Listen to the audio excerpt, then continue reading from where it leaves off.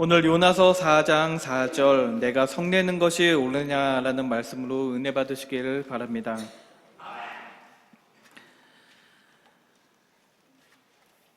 오늘 본문 말씀은 요나서입니다. 요나서 이야기는 많은 사람들이 잘 알고 있는 이야기예요. 이 요나라는 선지자가 있었는데 하나님께서 니느웨로 가서 그들이 멸망할 것이라는 말씀을 선포하게 합니다. 그런데 재밌는 것은 이 요나 선지자가 가지 않죠. 하나님께서 명령하셨음에도 불구하고 그곳으로 가지 않고 다시스라는 곳으로 도망칩니다. 그리고 그 과정에서 일어나는 일들을 설명하고 있는 것이 바로 요나서의 이야기입니다. 이 요나서의 이야기는 마치 어린아이 동화 같아서 동화 이야기 같은 요소들이 많이 있어서 우리 유초등부 시절부터 많이들 좋아하는 이야기입니다. 그런데 이 요나서를 신학적으로 접근하면 해석하기 쉽지 않은 말씀이라는 걸 잘 알 수 있습니다. 왜냐하면 이 요나서는 4장밖에 되지를 않아요. 4장밖에 되지를 않는데도 불구하고 아주 많은 다양한 신학적 주제를 다루고 있습니다. 먼저 생각해 볼 수 있는 것은 하나님께서 이 자연을 다스리신다는 점이 있고, 또 하나님께서는 우리 이스라엘과 교회만 다스리는 것이 아니라 이방 땅도 하나님께서 통치하신다는 이 일반 은총이라는, 신학적으로는 일반 은총이라고 하는데 그 개념도 굉장히 잘 나타나 있습니다. 또 다른 개념이 있다면 이 신약에 비추어서 우리가 구속사적으로 이해를 했을 때 이 요나서의 말씀은 이 새 언약이 들어오게 되면 이제 이방인들도 하나님께서 부르시고 그 언약 백성으로 받아들이신다라는 그런 의미도 가지고 있습니다.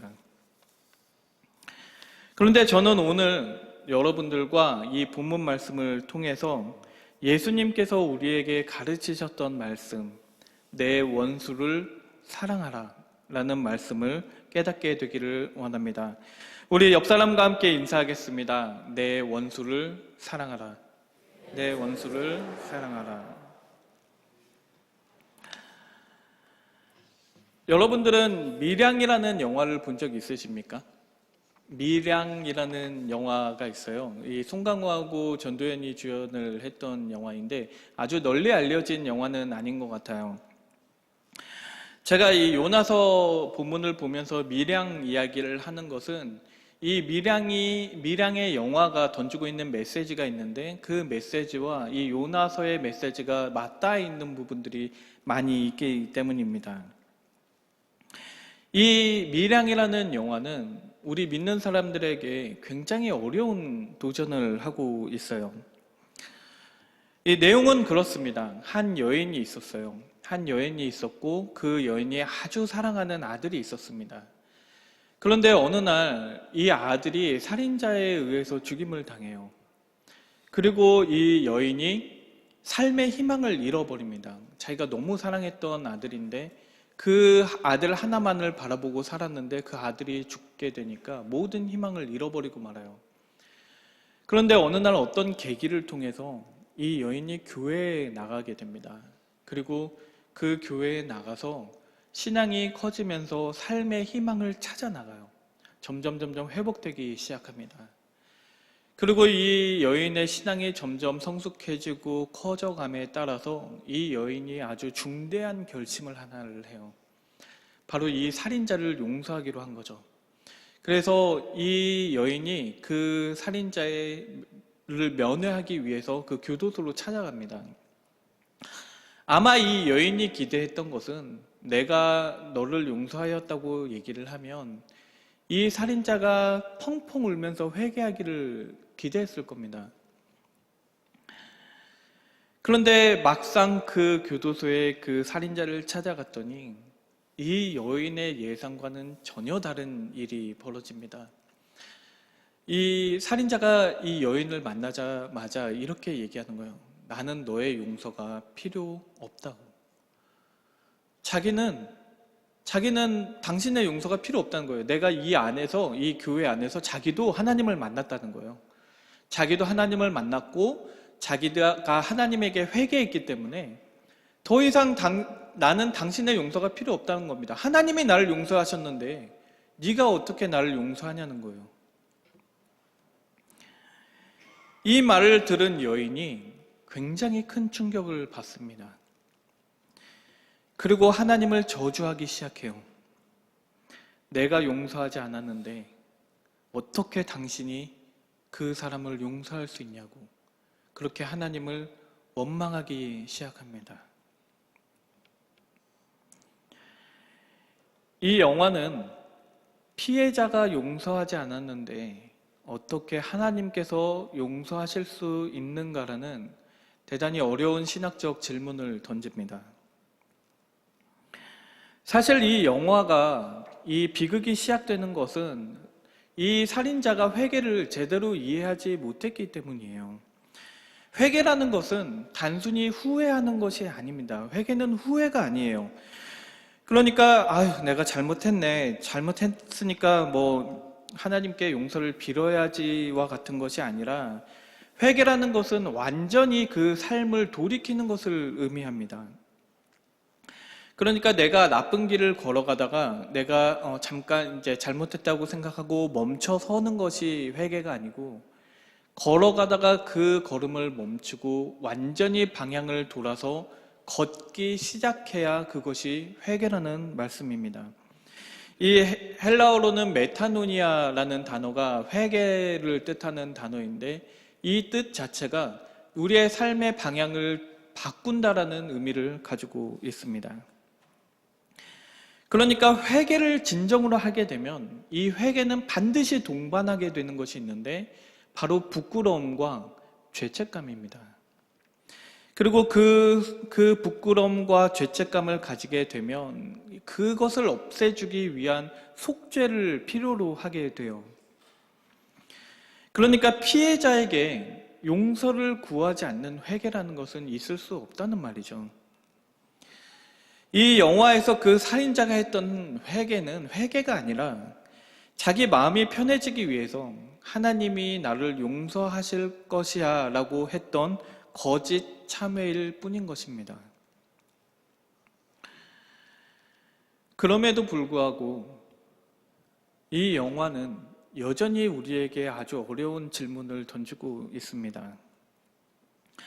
왜냐하면 우리가 말하는 성경에서 말하는 이 용서라는 개념이 대단히 어려울 뿐만 아니라 굉장히 불합리하기 때문입니다. 그렇잖아요. 내가 용서하지 않았는데 왜 하나님께서 저 악인을 용서하라고 하시는 겁니까? 나는요. 하나님 나는요. 내 상처는 하나님 개의치 않으시는 겁니까? 용서라는 것은 필연적으로 이 피해자가 그 상처를 떠안아야만 할 수 있는 것이 용서입니다. 예를 들면 그 밀양에서 그 살인자가 그 여인이 그 살인자를 용서하면 그 살인자는 잃는 것이 아무것도 없어요. 아무것도 잃지 않습니다.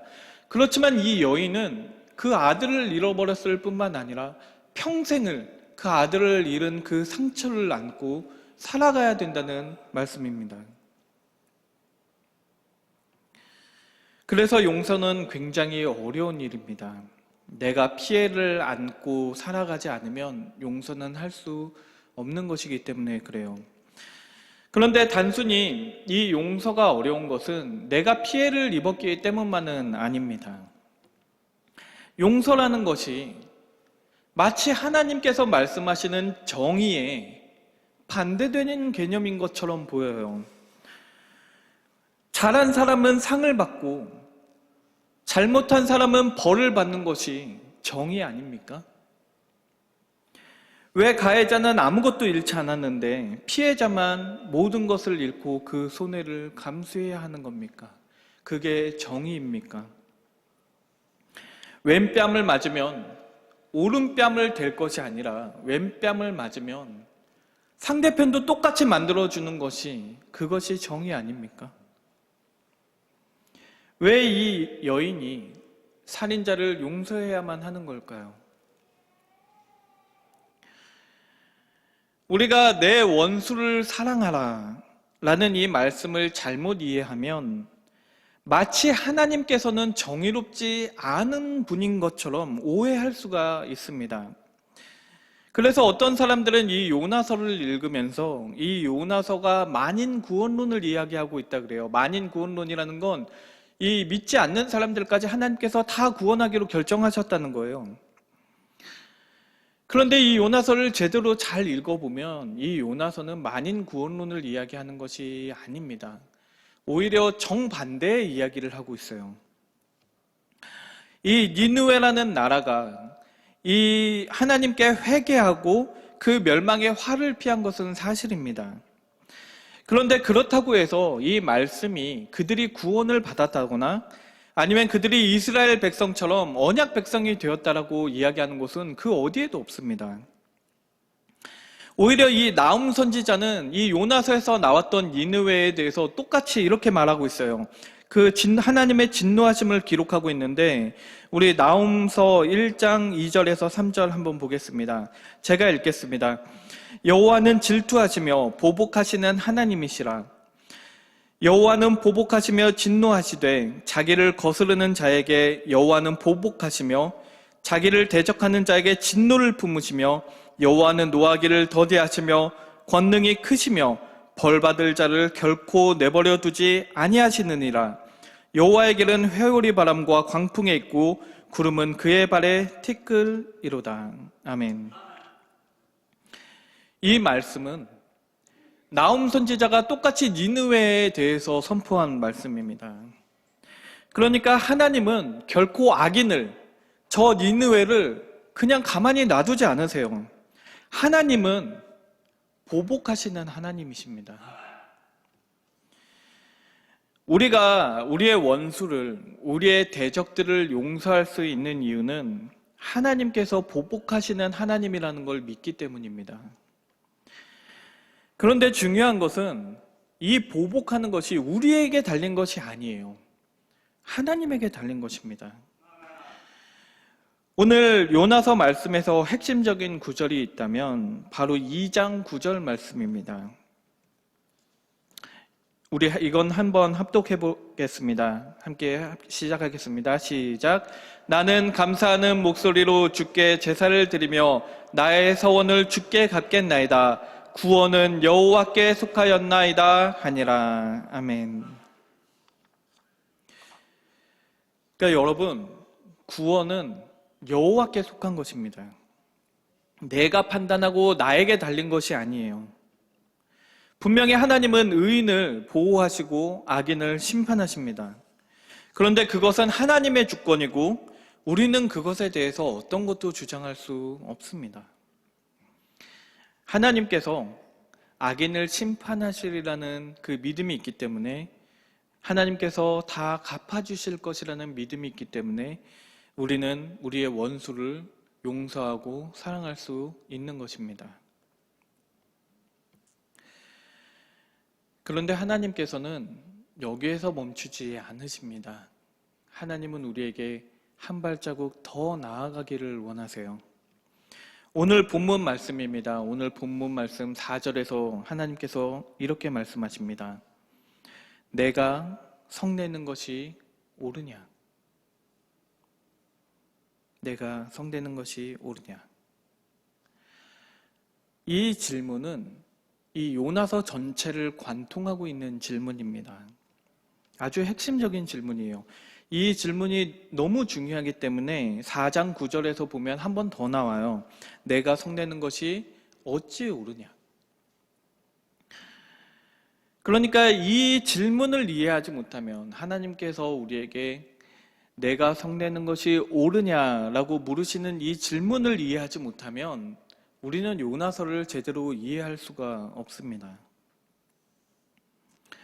얼핏 생각해보면 내가 성내는 것이 옳으냐라고 하시는 이 질문이 굉장히 대답하기 쉬운 질문처럼 보여요. 하나님께서 니느웨를 회개시키셨고 그 니느웨가 회개하여 하나님께 돌아왔다면 하나님께서 용서하셔야 되는 건 아닙니까? 당연한 일이잖아요. 니느웨가 회개했다고 해서 이 요나 선지자가 직접적으로 피해 입은 것이 있습니까? 마치 이 요나서를 읽어보면 오히려 이 요나 선지자가 어떤 면에서는 너무 이기적인 것처럼 보여요. 마치 이스라엘만 사랑하시는 하나님인 것처럼 너무 편협하게 생각하는 것 아닙니까?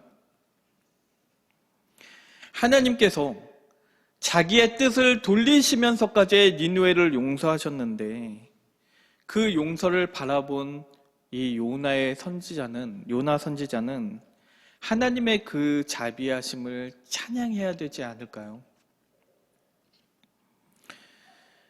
그런데 이 요나의 입장에서 보면요, 이 질문이 대단히 어려운 질문입니다. 이 요나는 진심으로 가슴 깊숙이부터 니느웨를 증오했던 선지자입니다. 우리가 이 요나 선지자의 마음을 이해해 볼 필요가 있어요. 이 요나 선지자가 단순히 혈기가 많고 화가 많아서 이렇게 분노하는 것이 아닙니다. 이 요나서를 이해하기 위해서 이 역사적인 맥락을 이해하면 좀 더 우리가 요나의 마음을 이해할 수 있어요. 이 니느웨라는 나라는 이 도시죠. 도시는 이 아수르라는 나라의 수도입니다. 그리고 이 아수르는 수많은 이스라엘 백성들을 죽이고 포로로 끌고 갔어요. 그래서 우리는 이 요나의 마음을 좀 더 잘 이해할 수 있습니다. 우리가 일제시대를 겪었기 때문이에요. 우리도 그런 것들을 겪어봤기 때문에 이 요나 선지자가 니느웨에 대해 가지고 있는 이 분노를 우리는 잘 알 수 있습니다. 요나가 보기에는 하나님이 너무하신 거예요. 이 아시리아라고도 하는데 이 아시리아라고 하는 이 나라의 만행을 성경뿐만 아니라 역사도 기록을 하고 있어요. 역사에서는 뭐라고 얘기를 하냐면 이 아수르 사람들은 사람을 창에 꽂아서 꼬챙이로 만들었다고 해요. 그리고 살아있는 사람들의 가죽을 벗겼다고 합니다. 더 많은 예화들이 있는데 너무 잔인해서 제가 여기서 다 말씀을 드릴 수가 없을 정도예요. 그런데 하나님이 그들에게 회개할 기회를 주신 겁니다. 요나의 눈에서 얼마나 피눈물이 흐르고 이가 갈렸겠습니까? 요나 선지자는 알고 있었어요. 하나님이 그들에게 멸망할 것이다라고 외치는 것조차 그들에게 은총을 베푸신 것이라는 걸 알고 있었습니다. 그리고 요나는 하나님이 어떤 분인지도 알고 있었어요. 하나님께서는 그들이 회개로 돌아온다면 능히 그들을 용서하실 분이라는 것도 알고 있었습니다. 그래서 요나서 4장 2절에 이렇게 말씀을 하시는 거예요. 요나서 4장 2절 제가 한번 읽어보겠습니다. 여호와께 기도하여 이르되 여호와여 내가 고국에 있을 때에 이러하겠다고 말씀하지 아니하였나이까. 그러므로 내가 빨리 다시스로 도망하였사오니 주께서는 은혜로우시며 자비로우시며 노하기를 더디하시며 인애가 크시사 뜻을 돌이켜 재앙을 내리지 아니하시는 하나님이신 줄을 내가 알았음이니이다. 아멘. 그러니까 이 본문 말씀을 보면 이 요나가 도망간 것은 내가 도망가면 하나님께서 이 니느웨를 회개시키지 못하실 거야 라고 생각해서 도망간 것이 아닙니다.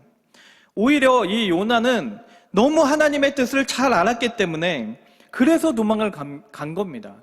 하나님의 뜻을 분별하지 못해서 도망간 것이 아니에요. 마치 우리가 내 원수를 사랑하라는 그 말씀을 우리가 몰라서 못하는 게 아닙니다. 알고 있기 때문에 그것을 잘 하지 못하는 거예요. 하나님께서 니느웨가 회개하셨을 때 하나님은 그 뜻을 돌이키셨다고 기록하고 있습니다. 그런데 이 요나서 전체를 보면 이 요나서 전체에서 하는 이야기는 뭐냐면 결국 하나님이 뜻을 돌이키는 것조차도 하나님의 뜻이었습니다. 어떻게 하나님께서 이 니느웨를 회개시키는지 한번 읽어보세요.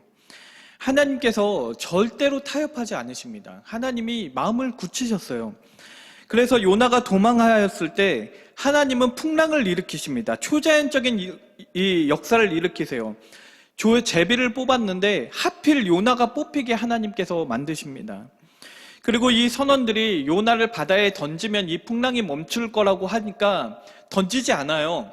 이 요나를 살리고 싶어서 사람을 죽이는 것이 그들도 두려워서 어떻게든 그 풍랑이 있는데도 불구하고 그 배를 땅에다가 대서 요나를 내려주려고 합니다. 그런데 하나님이 그걸 막으세요. 어떻게든 그 배를 땅에 가지 못하게 만드십니다. 하나님은 어떻게든 그 뜻을 관철시키십니다. 요나는 하나님께서 니느웨를 회개시키기로 했다는 것을 알았습니다. 그럼에도 불구하고 요나는 도망친 거예요. 적어도 자기가 가기는 싫었던 겁니다. 하나님께서 선지자를 보내시더라도 적어도 나만큼은 그들이 회개하여서 하나님의 용서하시는 모습을 내 눈으로는 참아 볼 수 없었던 겁니다. 마치 내 아들을 죽인 그 살인자를 용서하신 하나님을 내가 용납할 수 없는 것처럼 니느웨를 회개시키는 이 하나님을 요나 선지자는 용납할 수 없었던 것입니다. 이 요나의 눈에서 볼 때 니느웨를 향한 하나님의 자비는 끔찍한 것이었습니다. 그래서 요나는 결국 니느웨로 가고 그 말씀을 선포하지만 그 니느웨로 갔을 때 회개하라고 외치지 않아요. 너희가 이대로 가면 멸망할 테니까 회개하라라고 외치는 것이 보통 선지자들이 하는 일입니다. 그런데 요나는 그저 가서 이렇게만 얘기해요. 니느웨가 멸망할 것이다. 회개하라는 말이 없어요. 그리고 3장 3절에서 4절 말씀을 보면 니느웨는 3일을 걸어 다녀야 하는 큰 도성이었다고 그렇게 기록을 합니다. 그런데 요나 선지자는 가서 단 하루만을 외칠 뿐이에요. 얼마나 싫었으면 그랬을까요? 얼마나 니느웨가 미웠으면 나중에 하나님께서 니느웨를 용서하시니까 이 요나가 그래요. 차라리 자기를 죽여달라고. 얼마나 니느웨가 미웠는지 한번 생각해 보십시오. 그리고 그렇게 분노한 요나 선지자에게 오늘 본문 말씀에서 하나님께서 물으시는 겁니다. 내가 성내는 것이 옳으냐? 왜 이 질문을 하시는 걸까요? 간단합니다. 내가 성내는 것이 옳으냐라고 물으시는 이유는 내가 성내는 것이 옳지 않다는 말씀입니다. 이 하나님께서는 요나서 1장 17절에 보면 이미 요나를 위해 큰 물고기를 예비하셨습니다. 우리가 지난주에 여호와 이레에 대해서 우리 말씀을 들었었는데 이 본문도 굉장히 유사한 부분이 나타납니다. 하나님께서 큰 물고기를 예비하셨어요. 그리고 우리가 다 알다시피 이 물고기는 예수님을 상징합니다. 예수님께서 3일간 죽음에 계셨던 것처럼 이 요나도 이 큰 물고기의 뱃속에서 3일을 지내게 되죠. 여기에 대해서 이 근거를 굳이 설명드릴 필요도 없습니다. 왜냐하면 예수님께서 직접적으로 명시적으로 그 말씀을 하고 계세요. 누가복음 11장이나 마태복음 12장을 보면 예수님께서 스스로 내가 요나의 표적 외에는 보여줄 것이 없다라고도 말씀하시고 계속해서 이 요나의 사역과 자신의 사역을 비교해서 말씀하고 계세요. 그러니까 이 요나의 이야기는 단순히 먼 옛날 이스라엘에 있었던 요나라는 선지자의 이야기가 아니라 곧 우리의 이야기입니다. 요나는 2장에서 하나님께서 그 큰 물고기를 예비하셔서 구원을 받았어요. 용서함을 받았습니다. 그런데 그 요나가 곧바로 니느웨가 용서받는 것에 대해서는 분노하고 있어요. 우리도 마찬가지입니다. 우리가 먼저 그리스도를 통해서 용서를 받았음에도 불구하고 우리는 우리에게 죄를 저진 사람들을 용서하지 못해요. 우리가 정말로 처절하지 않으면, 우리의 가슴을 치면서 우리가 용서받았음에 감사하지 못하면 우리는 다른 사람을 용서할 수 없는 것입니다. 이런 맥락에서 하나님께서는 물으시는 거예요. 내가 성내는 것이 옳으냐? 하나님이 보실 때는 이스라엘 백성도 비록 택함 받았지만 그들이 택함 받은 것은 그들이 자격이 있어서가 아니었습니다. 구약 성경에 보면 이 이스라엘 백성들이 얼마나 이 언약을 지키는 데 실패하고 있는지 한번 읽어보세요. 한 번도 성공하지를 못합니다. 한 번도 성공하지를 못해요. 우리는 다릅니까? 우리도 하나님 앞에서 자격 있는 자들이 아닙니다. 그런데도 불구하고 예수님께서는 우리의 십자가를 대속하시고 십자가를 지셨습니다. 이 대속이라는 의미가 대신 속죄하였다는 거예요. 대신 용서받았다는 뜻이죠. 그리고 하나님께서는 우리가 먼저 용서를 받았다면 우리도 하나님의 마음을 품으라는 겁니다. 왜냐하면 십자가 사랑에는 제한이 없기 때문이에요. 그들이 사랑받을 자격이 있어서가 아니라 자격이 없음에도 불구하고 너희가 그 십자가 사랑을 경험했다면, 네가 그 사랑을 믿는다면 그들을 용서하라는 말씀입니다. 우리는 밀양 영화에서 보는 그 아들을 잃은 그 여인을 어떻게 그 살인자를 용서하지 못하냐고 비난하지 않습니다. 오히려 그 영화를 보면서 우리는 그 여인에게 연민을 느껴요. 왜냐하면 마치 우리가 그 여인과 같이 느껴지기 때문입니다. 우리는 그 용서가 얼마나 어려운 일인지 우리가 직관적으로 그리고 우리의 경험적으로 잘 알고 있습니다. 그 분노를, 그 증오를 우리는 잘 알고 있어요. 그렇기 때문에 용서라는 것은 쉬운 일이 아닙니다. 너무나 불합리한 것이기 때문이고 우리가 받은 그 피해를 우리가 떠안고 있어야만 가능한 것이기 때문입니다. 하나님께서는 니느웨를 사랑하셨고 그 뜻을 돌이키시면서까지 그들을 용서하셨습니다. 그리고 주님께서는 마가복음 23장 34절에서 이렇게 말씀하십니다. 아버지, 저들을 사하여 주옵소서. 자기들이 하는 것을 알지 못함이니이다. 우리가 주님을 따르는 제자라면 우리는 우리의 원수를 사랑해야 합니다. 그런데 이것은 우리의 힘으로 할 수 있는 것이 아니에요. 너무 어려운 일이기 때문입니다. 우리는 우리의 마음을 돌이킬 힘이 없어요. 요나와 선지자 같은 그 선지자도 그 증오의 마음을 돌이키지 못해서 그 마음을 돌이키기 위해 하나님이 얼마나 초자연적인 수단을 동원하는지 한번 보십시오.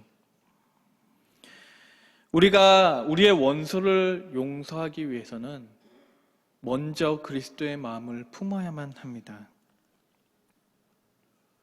성령께서 우리 마음 가운데 우리의 뜻을 돌이키게 만드시기를, 하나님께서 그 뜻을 돌이키셨던 것처럼 우리의 마음도 돌이켜 주시기를 기도하시기 바랍니다. 오늘날 우리의 삶의 현장 가운데는 니느웨 같은 사람들이 많이 있습니다. 멀리 있는 것이 아니에요. 여러분들이 지금 마음속에 떠오르는 사람이 있을 수도 있고 여러분이 삶을 살아가면서 굉장히 자주 마주치게 될 것입니다. 그런데 여러분, 그들을 용서하십시오. 그 용서가 어려움을 몰라서가 아닙니다. 그 용서를 할 때 여러분들의 그 억울함을 몰라서도 아닙니다. 하나님께서 먼저 우리를 용서하셨기 때문입니다. 우리 기도하겠습니다.